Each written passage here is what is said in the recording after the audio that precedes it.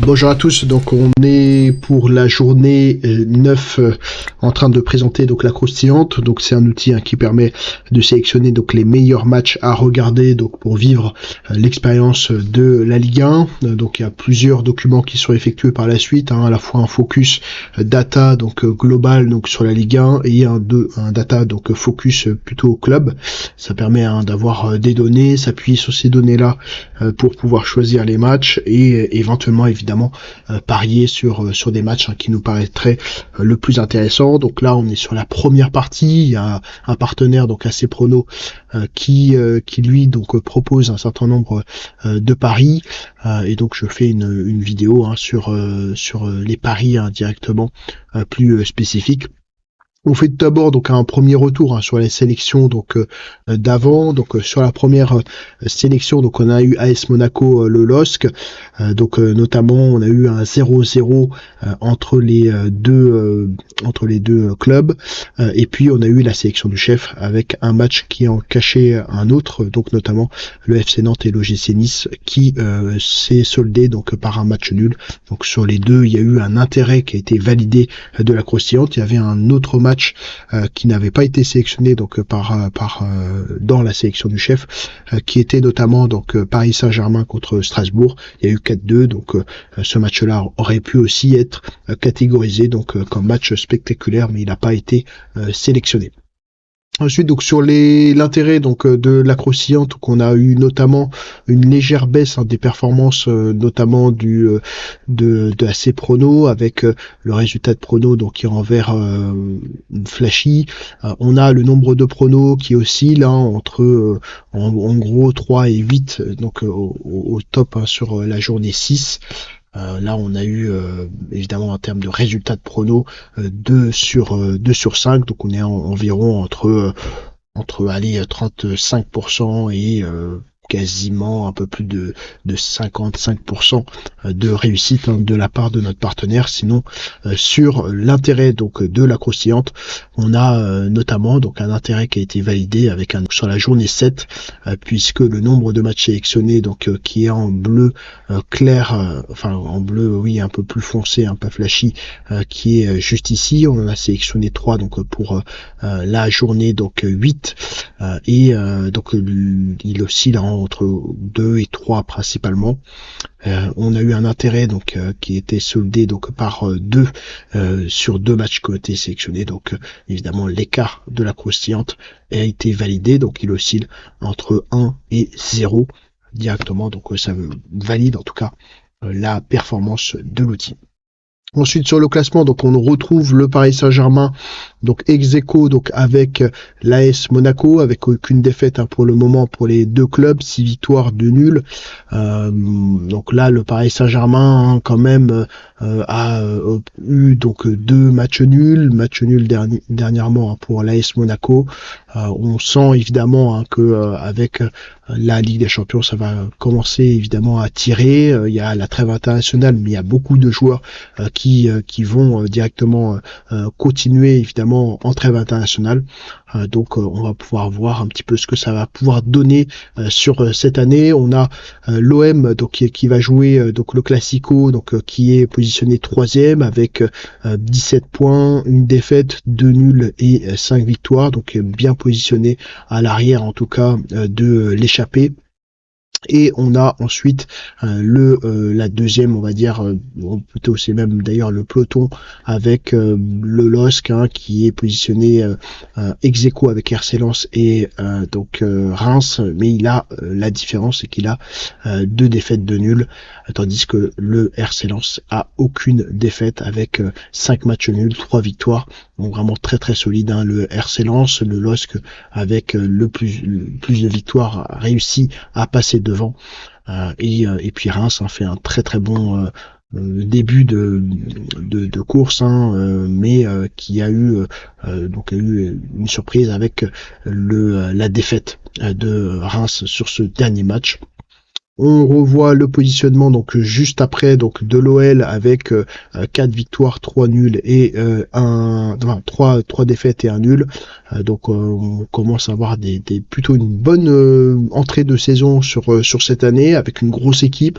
Il y avait quand même des doutes sur Pierre Sage, mais globalement on a quand même une équipe qui est très très solide, encore des capacités notamment sur le milieu de en tout cas du mercato donc hivernal de faire encore des choses. Donc on est sur quand même une très belle écurie qui commence à monter un petit peu en puissance. Il y a quand même des compétitions européennes, que ce soit pour Reims, Lens, le LOSC, l'OL, il va avoir des choses à jouer. Donc on va pouvoir voir un petit peu qu'est-ce qu'ils ont dans le ventre donc à l'issue, donc évidemment quand ils commenceront les compétitions.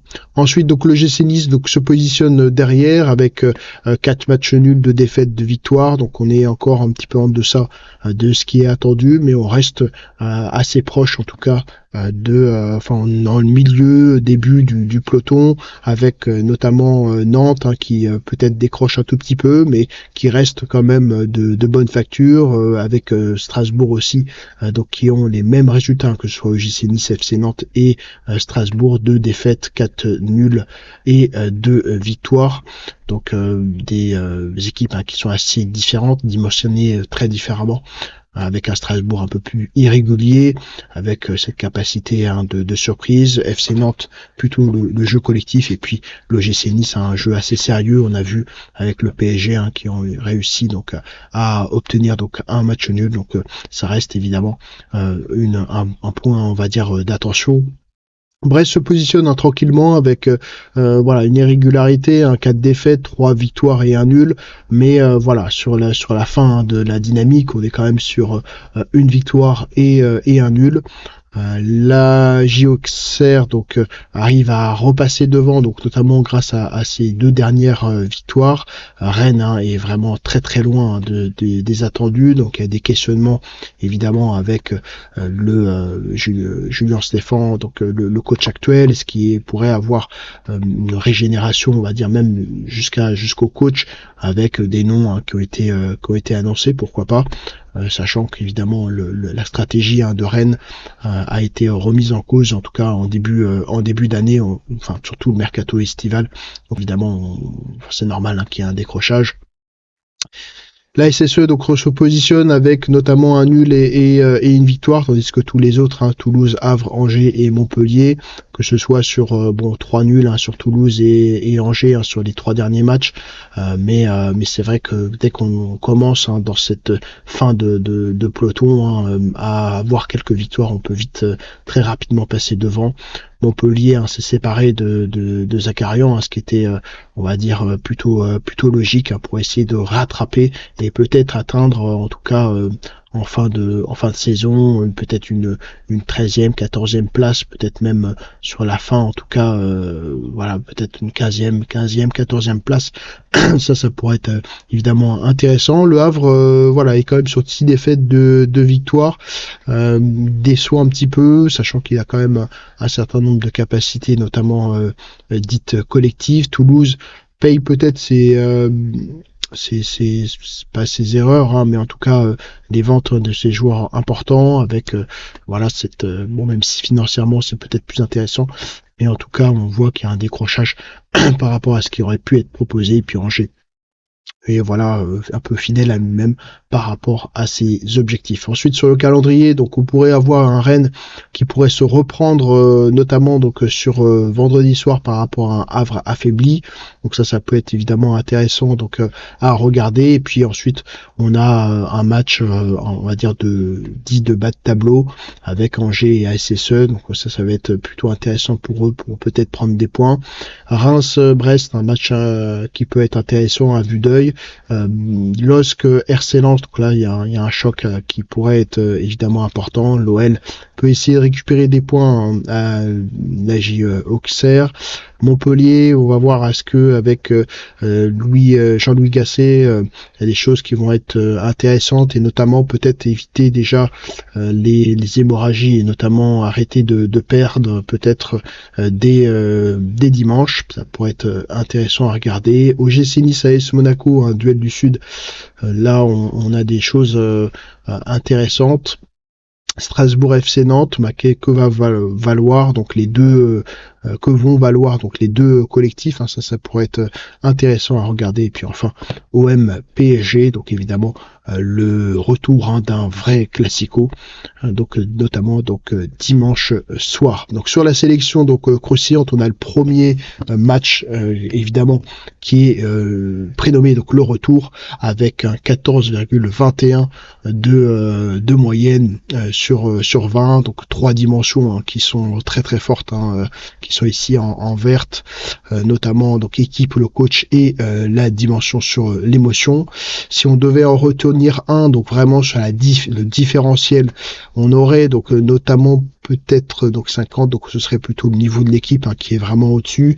Il y a l'aspect évidemment émotionnel à prendre en considération juste derrière, notamment donc au Vélodrome. Donc on va voir si le PSG va pouvoir gérer le Ligue des Champions et évidemment un Marseille qui a vraiment très très faim.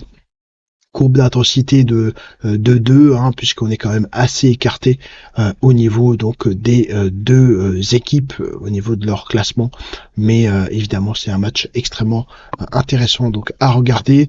Sur les Titans du Sud, donc on a l'OGC Nice et AS Monaco, donc à 17h notamment, donc très très gros match avec une courbe d'intensité, enfin en tout cas un coefficient d'intensité de 2.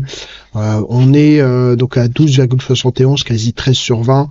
Très très bon, très bonne note, avec notamment l'équipe, les deux équipes qui vont se confronter. On a deux coachs, alors un coach qui est peut-être un peu moins connu mais qui a des bons résultats, un autre coach qui est évidemment intéressant, qui veut aller chercher à l'avant. Donc c'est vraiment les deux niveaux d'équipe, avec l'OGC Nice qui s'est préparé notamment avec le Paris Saint-Germain juste avant, ensuite avec Nantes, bon ça a été un match compliqué, et puis l'AS Monaco qui a joué le LOSC, qui a obtenu un nul, qui n'a pas perdu, donc ça va évidemment donner un match intéressant à regarder. Et puis enfin RC Lens, LOSC, le coefficient d'intensité de 3, de par évidemment leur positionnement et leur tendance sur le classement. Jouer en 2D, donc ça c'est le petit slogan. Il y a donc on est sur une note de 12,04 sur 20, très bonne note. On a l'équipe et le coach qui vont être deux dimensions importantes, et c'est notamment en particulier peut-être, donc là on est sur 60 40, donc ce sera vraiment le niveau de l'équipe qui va faire la différence entre les deux, mais aussi on a évidemment les deux coachs qui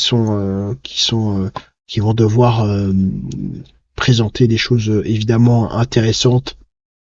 Donc on regardera évidemment par la suite ce que ça va pouvoir donner. Donc là c'est un match évidemment extrêmement intéressant.